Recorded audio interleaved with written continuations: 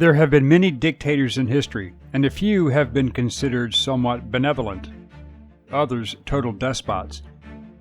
If you ask the English, you will get mixed positive or negative responses regarding Oliver Cromwell. The Irish only have one opinion of him, and it is not a good one, and for good reason. Whether you like him or hate him, Cromwell changed English history with a ripple effect that reverberated for centuries after his death.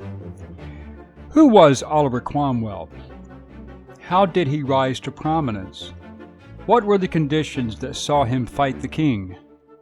How did he emerge from the English Civil War? Hello, I'm Colin Heaton, former history professor, Army and Marine Corps veteran, and welcome to this episode of Forgotten History.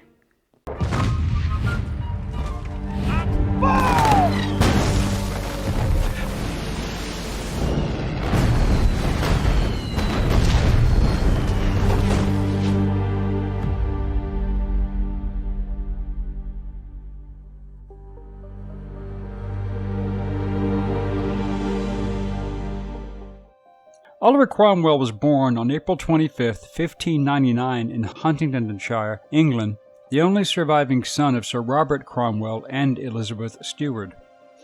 His father had been a member of Parliament under Queen Elizabeth I and was a landlord with holdings and a justice of the peace. Oliver was an indirect descendant on his father's side from Thomas Cromwell, Henry VIII's chief minister. After Henry VIII confiscated Catholic property to include monasteries and convents, Oliver's great-grandfather and grandfather acquired large tracts of confiscated property in Huntingdon and in the Fens. Oliver, being the son of the younger son of a knight, inherited some property and raised in the vicinity of his grandfather, who regularly entertained the hunting party of the monarchs.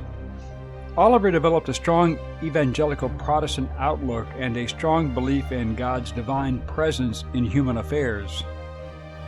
When Cromwell was in Sidney Sussex College, Cambridge, his father died. He returned to help his widowed mother and sisters, but apparently studied for a time at Lincoln's Inn in London, where young men of means could study law. Cromwell married Elizabeth Bourchier in August 1620.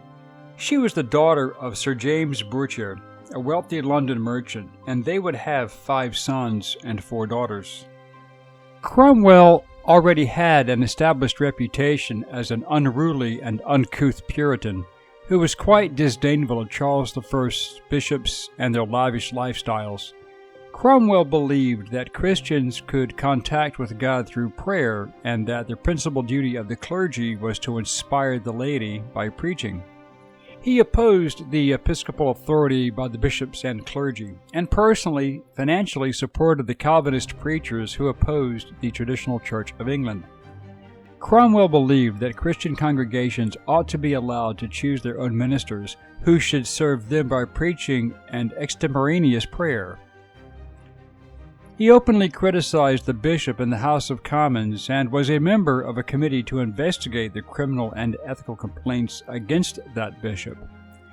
Cromwell also wanted to abolish the institution of the episcopate and the mandated ritual as prescribed in the Book of Common Prayer. Cromwell was elected to Parliament in 1640, representing Cambridge, with assistance from the Puritans on the city council.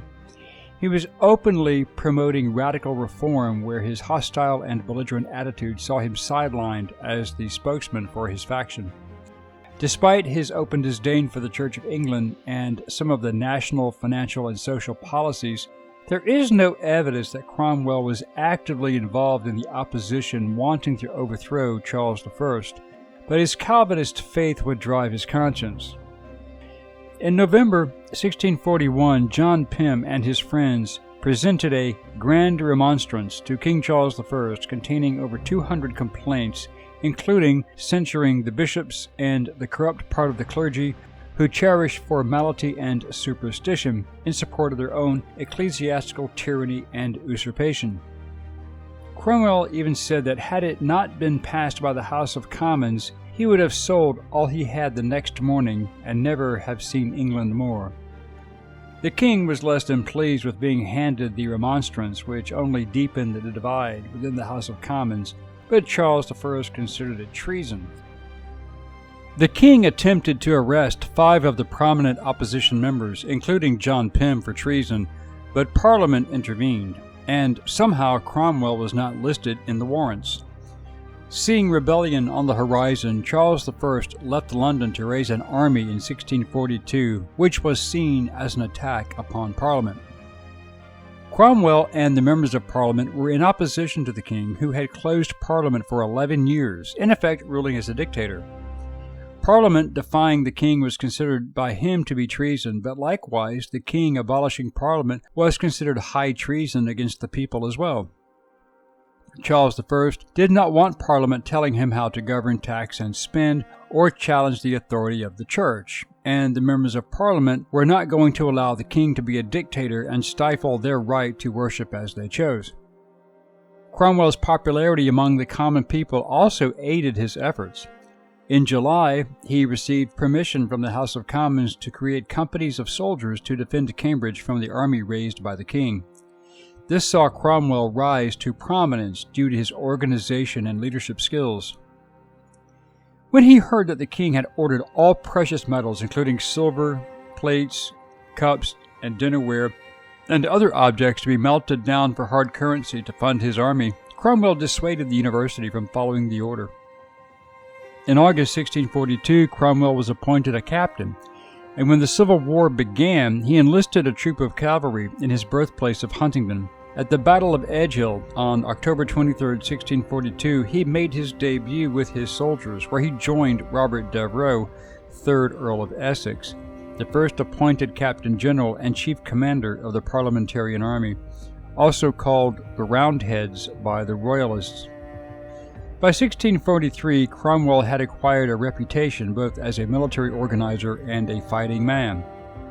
From the very beginning, he had insisted that the men who served on the parliamentarian side should be carefully chosen and properly trained. He made it a point to find loyal and well-behaved men, regardless of their religious beliefs or social status.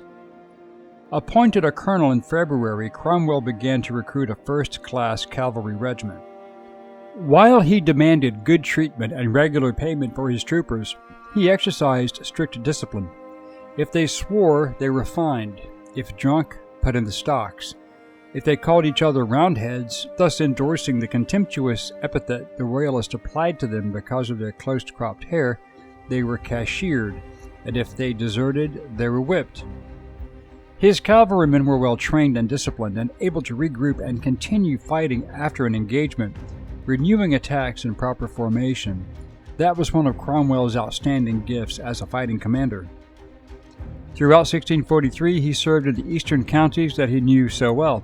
He did not want to remain on the defensive and decided to counterattack. By reforming his men in a moment of crisis as they were being outflanked, he tactically pulled his cavalry back and quickly engaged the incoming enemy on their flank instead, and won the Battle of Gainsborough in Lincolnshire on July 28th.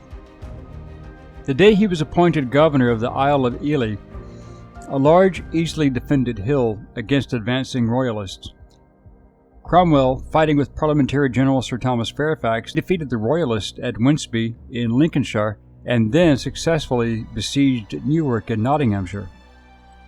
Being successful, Cromwell persuaded the House of Commons to create a new army, which would not just defend eastern England, but would be able to march out and attack the enemy. This new army was formed under the command of Edward Montague, the 2nd Earl of Manchester, early in 1644. Cromwell appeared in the House of Commons and praised Manchester for his efforts, but he also accused some of his fellow officers as incompetent or as being profane and loose in their conduct. Many members of the House of Commons disapproved of Cromwell's defaming other officers, but he had his supporters, and in 1644 he was appointed Manchester's second-in-command with the rank of Lieutenant General. After forming an alliance with the Scots, whom Cromwell never trusted, he was also appointed a member of the Committee of Both Kingdoms responsible for the overall strategy of the Civil War, but Cromwell rarely attended these meetings, being in the field. In May 1644, Manchester's army captured Lincoln and then marched north, joining the Scots and the Yorkshire forces at the Siege of York. But they faced a new threat, Charles I's commander-in-chief, Prince Rupert, who raised the siege.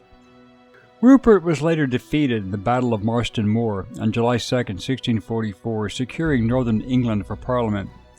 Cromwell had again distinguished himself in the battle, and when Manchester's army returned to eastern England to rejoice and rest, Cromwell openly criticized him for not continuing to fight. Cromwell soon believed that Manchester was possibly playing both sides, not really interested in winning the war, and in mid-September he stated this to the Committee of both Kingdoms. Cromwell and Manchester came to terms amicably, but after the parliamentary defeat at Newbury, due to Manchester's refusal to support Cromwell's cavalry with his infantry, the animosity from Cromwell returned. Cromwell again went to the House of Commons and explained Manchester's failed military conduct, and Manchester in return attacked Cromwell in the House of Lords, wanting to impeach Cromwell as an incendiary. The two men again set aside their differences, but as a result, in December 1644, Cromwell proposed that in the future no members of either House of Parliament should be allowed to hold commands or offices in the armed forces. Cromwell's proposal was accepted, and it was decided that a new army should be created under Sir Thomas Fairfax, whom Cromwell respected and admired. No longer a field commander, Cromwell started organizing the new army. The army was formed and equipped, but Fairfax needed a second-in-command as the conflict increased, and in the summer of 1645, Fairfax requested Cromwell, and Parliament approved. Cromwell and Fairfax won the battles of Naseby and Langport, destroying Charles I's last two field armies. In January 1646, the House of Commons awarded Cromwell £2,500 a year in confiscated royalist land for his services, and renewed his commission for a further 6 months. Cromwell then rejoined Fairfax in the siege of Oxford, but Charles I, who was living there, escaped before it surrendered. Cromwell attributed these victories to the absence of Essex and Manchester as being part of the mercy of God, and demanded that the men who had served the country so faithfully should have their due reward. After winning at Naseby, he wrote to the Speaker of the House of Commons, urging that such honest men should not meet with discouragement. He stated that ventures for his life for the liberty of his country, I wish he trusts God for the liberty of his conscience, and you for the liberty he fights for. But once the war was over, the House of Commons wanted to disband the army, and Cromwell told Fairfax in March of 1647 that never were the spirits of men more embittered than now. Cromwell addressed Parliament to try and keep some of the soldiers, and his proposal was to at least keep the soldiers who were willing to join his campaign in Ireland, where rebellions had been challenging English rule. The House of Commons decided that they could not trust their own army and ordered it disbanded, and instead hired a Scottish army to protect them. Cromwell, who had never trusted the Scots, believed that the English soldiers were being disgracefully treated, so he left London on June 4, 1647, and joined the remaining soldiers. But on that same day, King Charles I was captured, and Cromwell and his son-in-law, Henry Ireton, interviewed the king twice, trying to persuade him to agree to a constitutional settlement to satisfy Parliament. Cromwell was not known to be an open enemy of the king, but he still did not trust the king nor Parliament. With the soldiers upset, Fairfax led the army towards the Houses of Parliament, and Cromwell still insisted that the authority of Parliament be maintained, and in September he opposed the suggestion from the House of Commons that no further addresses should be made to the king. Another part of their proposal was the abolition of the monarchy and the House of Lords, and the introduction of a more democratic constitution. When Charles I refused to reduce his hold on power and work with Parliament, he was brought forward on charges of treason and sentenced to death on January 26, 1649. Charles I was beheaded on January 30, 1649, and Cromwell then became Lord Protector of the Commonwealth. But he still had problems with Scotland and Ireland. On September 3, 1650, Cromwell defeated the Scottish army at the Battle of Dunbar, killing 4,000 Scots and capturing 10,000 prisoners, as well as the Scottish capital of Edinburgh, temporarily subduing that problem. But Irish rebellions against English rule had intensified since the outbreak in 1641, and with the Civil War concluded, Cromwell was not having any of it. He had led his army there, and in the short period from August 1649 to May 1650, Ireland was in trouble. Ireland was divided between native Irish, Old English descendants of the original English settlers for many centuries, New English and Scottish immigrants, and divided into Protestant and Catholic factions. All of these groups distrusted each other as much, if not more, than they did Cromwell and the English. The English forces had been commanded by James Butler, Duke of Ormond, the appointed Lord Lieutenant of Ireland, and in 1645 he took command of the Confederacy alliance of the Royalists in Ireland. The Baron of Inchiquin, Murragh O'Brien, an Irish Protestant in Munster, at first opposed the Confederacy and destroyed Munster, becoming known as Murragh of the Burnings, but then, for some reason, O'Brien joined Ormond in 1647. Colonel Michael Jones landed with 2,000 troops, forcing Ormond out of Dublin, and then defeated him at the Battle of Rathmines in August 1649. Oliver Cromwell then set out on August 13th to capture the remaining strongholds still in Confederate or Irish hands and punish the rebels.